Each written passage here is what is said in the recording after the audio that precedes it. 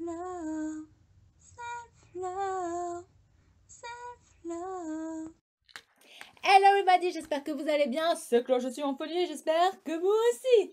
Aujourd'hui les gens, on se retrouve pour la toute première vidéo de la Saint-Valentin 2021. J'ai nommé le self-love, l'amour de soi. Et ouais les gens, pour faire cette vidéo, je me suis bien évidemment documentée. J'ai parcouru plusieurs articles et je me suis inspirée aussi d'un livre que je vous présenterai un peu après. Donc les gens, dans cette vidéo, on va s'aimer sur une étoile ou sur un oreiller, dans une cabane ou un supermarché. Nanana, nanana, je peux pas m'arrêter de chanter. Donc les gens, on va s'aimer et j'espère que cette vidéo vous plaira. Tout d'abord, qu'est-ce que l'amour de soi? Eh bien, tout démarre en 1956 quand un psychologue et philosophe social allemand Erich Fromm a proposé que l'amour soit différent d'être arrogant, vaniteux ou égocentrique. Il a proposé que s'aimer soi, s'occuper de soi-même, prendre en charge soi-même, respecter soi-même et se connaître. Il a proposé en outre que pour pouvoir aimer une autre personne, il faut d'abord s'aimer soi. Et c'est pour cela que je commence la Saint-Valentin avec cette vidéo, je vous l'ai dit avant. Rassurez-vous, l'amour de soi, ce n'est pas quelque chose dont on est pourvu ou dépourvu. C'est quelque chose qui va s'acquérir avec l'expérience ou qui va se perdre aussi. Mais bon, ici, on va essayer de l'acquérir. Hein. C'est un peu le but de la vidéo. Donc voilà. Mais avant de s'aimer, le souci, c'est qu'il faut d'abord apprendre à s'accepter. Et ça, c'est un grand morceau. En fait, pour moi, s'accepter, ce n'est pas accepter ses qualités, parce que c'est assez facile, on le fait assez automatiquement, mais c'est accepter ses défauts. En fait, il faut apprendre à dompter ses défauts.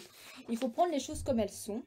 Nos complexes, ils sont là, ils se sont construits, on a grandi avec nos complexes, et il faut comprendre que ce qui nous complexe, ben, ce sont des choses qui font partie de nous.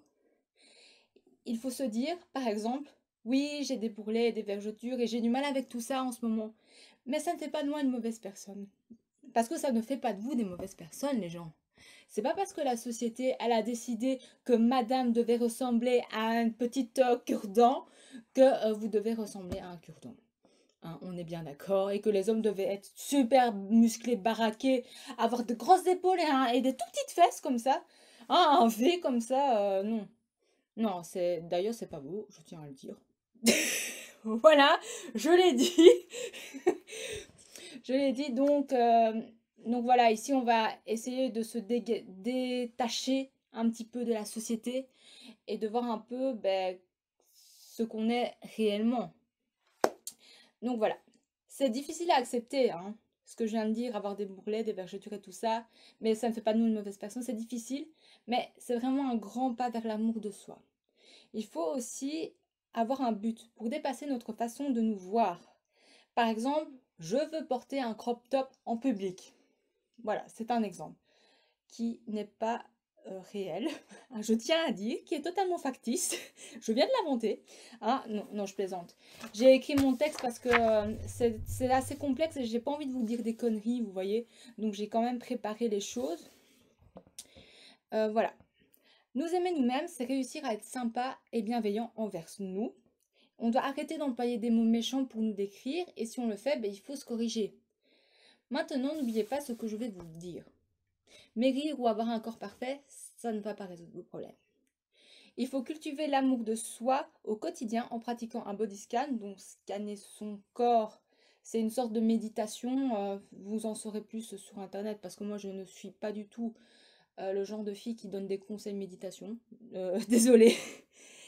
Il faut lister vos qualités en oubliant le corps. Donc juste lister vos qualités. Vous ne pensez pas à votre corps, comment il est, quels sont vos complexes, non. Non, on oublie, on liste juste les qualités. Pratiquer la gratitude. Donc se remercier soi-même, bien évidemment. Se pardonner pour toutes les fois qu'on s'est mal parlé. Se dire je t'aime. Se parler comme à une amie. Parce qu'à une amie, vous n'allez pas lui dire t'es moche, t'es grosse, tu sers à rien. Normalement, si vous êtes des bons amis, vous ne vous dites pas ça. Hein, maintenant, vous faites ce que vous voulez dans votre vie, les gens. Il y aura des jours où tout ira bien et des jours où ça n'ira pas et ce n'est pas grave. Nos faiblesses ne veulent pas dire qu'on n'est pas bien. Et ce que nous percevons comme des imperfections ne le sont pas, justement, c'est ce qui nous rend uniques. Le self-love, c'est un puissant facteur de développement personnel. Mais personnellement, je trouve ça vachement compliqué. C'est pour ça que depuis un an, on va dire, j'ai parcouru des livres de développement personnel et j'en suis tombée sur un qui traite du self-love. Je vais y arriver. C'est T'es bonne bébé de Juliette Katz. Si vous la connaissez pas, en fait, c'était une chanteuse. Enfin, elle l'est toujours, hein, elle est toujours, donc c'est une chanteuse. Et elle s'est reconvertie un petit peu en youtubeuse qui s'appelle Coucou les girls. Elle fait des vidéos humoristiques et tout ça. Franchement, allez la voir, elle est géniale. Donc, je me suis inspirée de ce livre et je vais essayer de dégager certaines choses de ce bouquin. Et j'espère que comme ça pourra vous aider pour vous aimer vous-même. Voilà. Tout d'abord, elle dit qu'une clé de l'acceptation, c'est d'accepter ses difficultés et ses erreurs. C'est ce que j'expliquais juste avant, donc j'avais raison. Voilà. Ensuite, il faut savoir lâcher prise pour se connaître. Mais comment faire? Je pense qu'il n'y a pas de bonne méthode. Il faut trouver la vôtre. Mais n'oubliez pas qu'il y a des livres qui existent. Il y a certainement des articles qui traitent de ce sujet.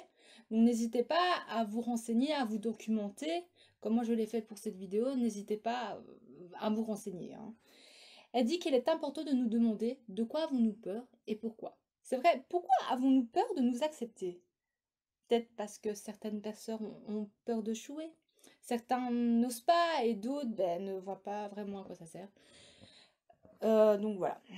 Ensuite, il est important de se remettre en question pour que l'acceptation s'installe. On se doit d'être vrai, ne pas faire semblant, être vraiment nous-mêmes car c'est comme cela que nous allons arriver à nous aimer. C'est très important d'être vraiment soi.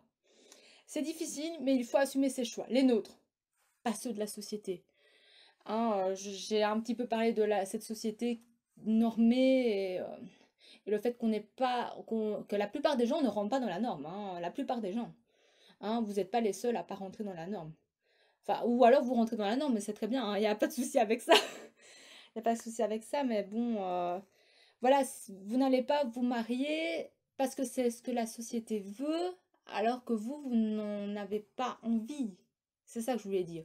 C'est un exemple, bien évidemment.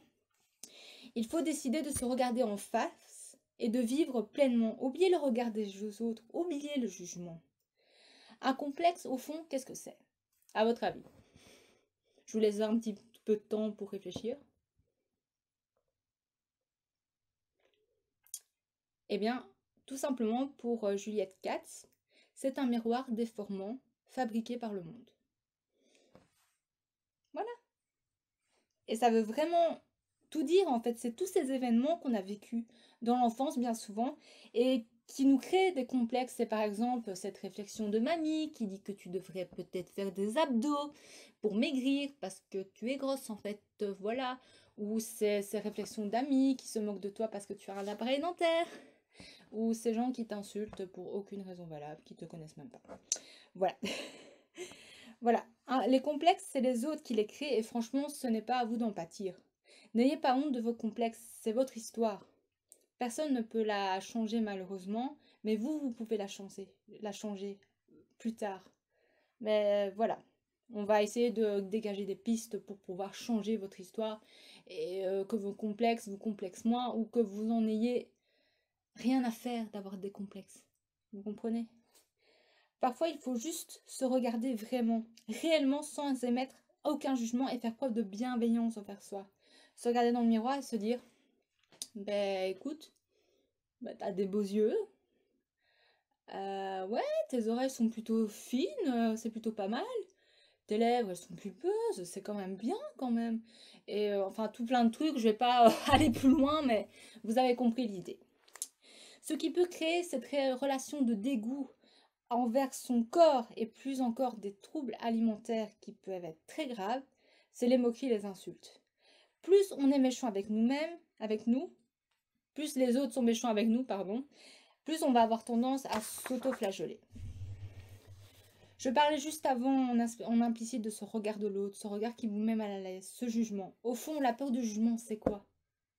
C'est parce qu'on se juge nous-mêmes. On projette notre propre regard dans le regard de l'autre. Ce n'est pas parce que quelqu'un vous regarde qu'il vous juge. Peut-être que vous êtes juste dans son champ de vision. Maintenant, on est d'accord. C'est vrai que parfois les gens nous jugent vraiment, hein, je tiens à le dire. L'important, ce n'est pas de s'en inquiéter plus que nécessaire. C'est de dire oui, on m'a jugé, ben bon, qu'est-ce que ça peut me faire? C'est leur problème, pas le mien. Voilà, voilà ce qu'il faut se dire. Je me souviens, j'étais en vacances en Angleterre dans le Norfolk et on était dans un dortoir de filles, bien évidemment. Et avec mes amis, on était mises avec des filles d'un an plus âgées que nous, qu'on connaissait pas et avec qui on était assez mal à l'aise parce que ben, elles restaient dans leur coin, on restait dans notre coin. C'était un peu compliqué. Et un jour, une de ces filles est venue vers moi et m'a dit: Chloé, franchement, la première fois que je t'ai vue, j'ai cru que t'étais méchante, mais en fait, pas du tout.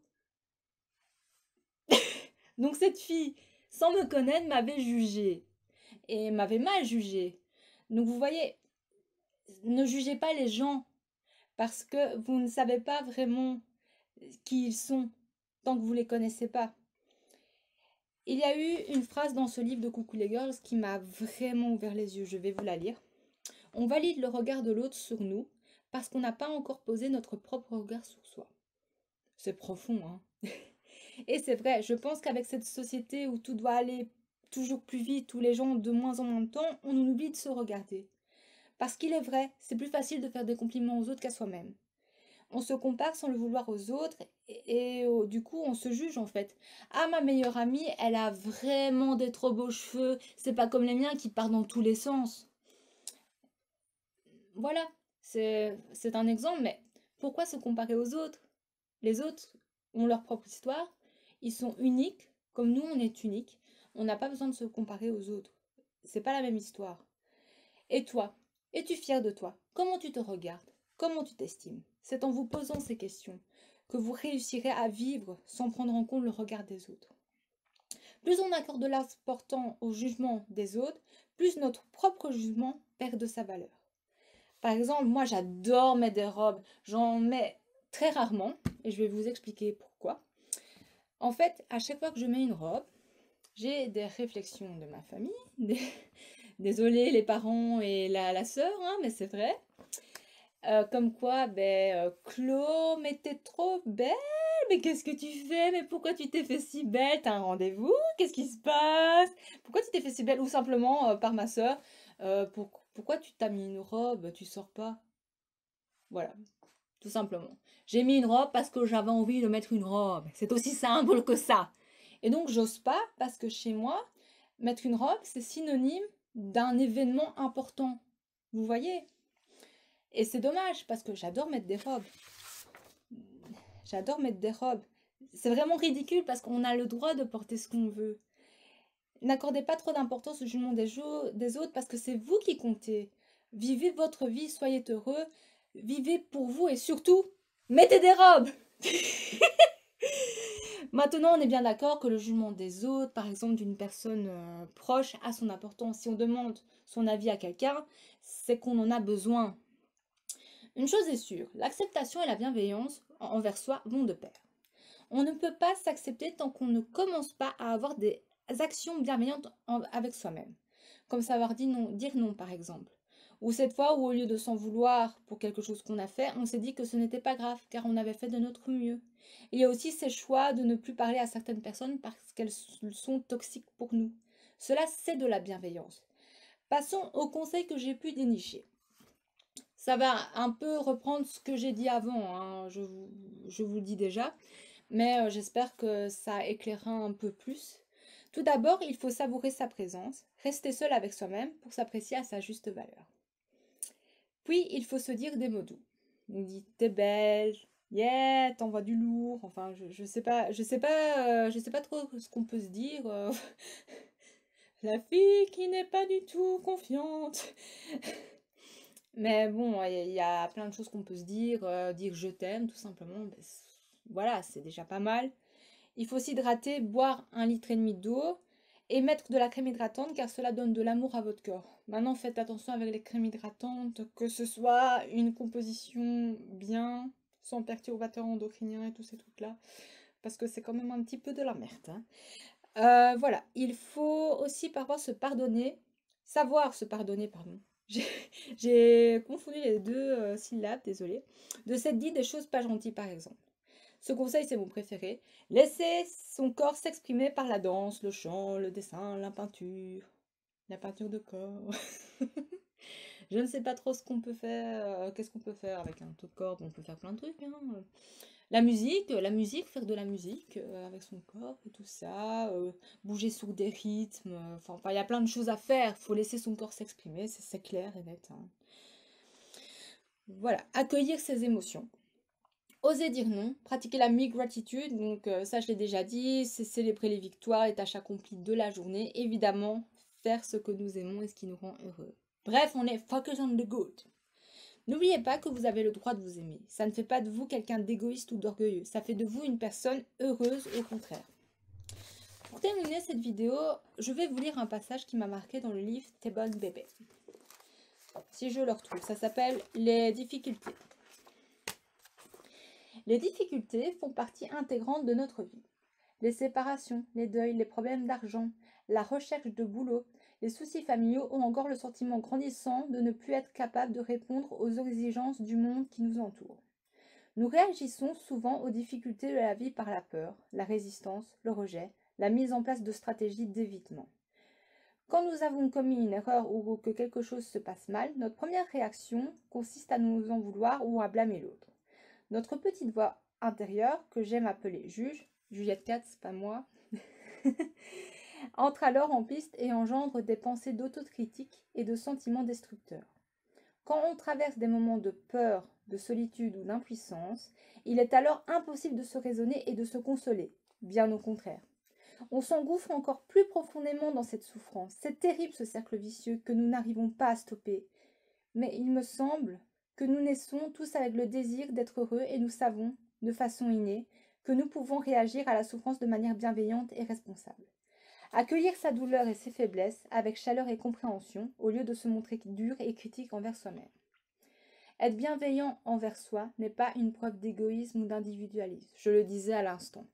Il s'agit au contraire de prendre soin de soi pour pouvoir aussi bien prendre soin des autres. Si on se traite avec bonté et bienveillance, les autres le feront également et inversement. Je n'ai plus qu'une chose à vous dire avant de terminer cette vidéo. Quelques petits mots d'Oscar Wilde. S'aimer soi-même, c'est se lancer dans une belle histoire d'amour qui durera toute la vie. Voilà qui conclut cette vidéo, j'espère qu'elle vous aura plu. Moi je vous dis bis et à demain!